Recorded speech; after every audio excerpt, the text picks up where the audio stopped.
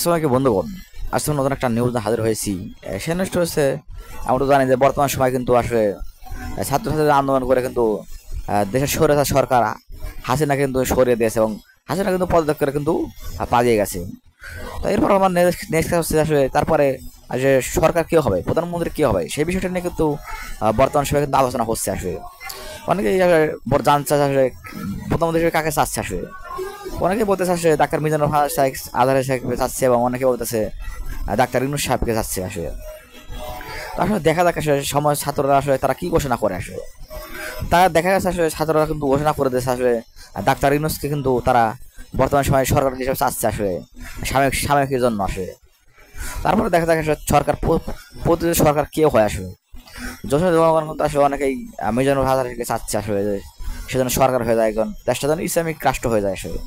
সেটাই কিন্তু চাচ্ছে আসলে। দেখা যাক আসলে দেশের জনগণ ভোট দিয়ে কাকে বানায় সরকার, এবং নেক্সট টাইম কে সরকার হয়।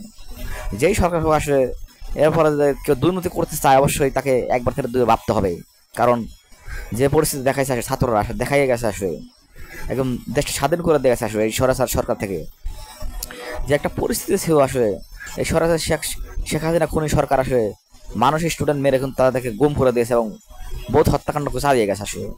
এরপরে যে সরকার আসুক আসলে আমরা চাবো যে আসলে সে যেন শান্তিপূর্ণভাবে দেশটা চালায় এবং দেশের মানুষকে আসলে করে সুস্থভাবে যেন এখানে কাজ করে এবং সুস্থভাবে নির্বাচন হয়ে যেন সুন্দর একজন মানুষ সরকার হয়, যাতে করে কোনো আর এই দেশের ক্ষতি না হয় আসলে। অনেকেই আসে জানাচ্ছে আসলে মিজানুর চাচ্ছে অনেকেই আসলে। তো বন্ধুগণ, আপনার তোমাদের মতামত করবো অবশ্যই যে কাকে চাও তোমরা, ডাক্তার ইউনূসকে চাও নাকি মিজানুর হাজারকে দেশের সরকার হিসেবে চাও? তো অবশ্যই কমেন্টে জানাবে আসলে। আমার কাছে মনে হয়েছে আসলে যদি এখানে মিজানুর হাসান আসে অবশ্যই খারাপ না ভাবেই, যদি আসলে দেশের ভালো কাজ করে অবশ্যই সমস্যা যেখানে হয় সে যেখানে আসে তাতে কোনো সমস্যা নেই। অবশ্যই দেশটা ইসলামিক হওয়া উচিত আসলে। দেশের যে অবস্থা আসলে এই দূর দূর সময় আসলে পাশে দাঁড়ানো উচিত সবারই আসলে। তো আসলে তোমাদের মতামত অবশ্যই কমেন্টে জানাবে। তাছাড়া শেষ হচ্ছি, দেখাবো না কোনো নিউজে।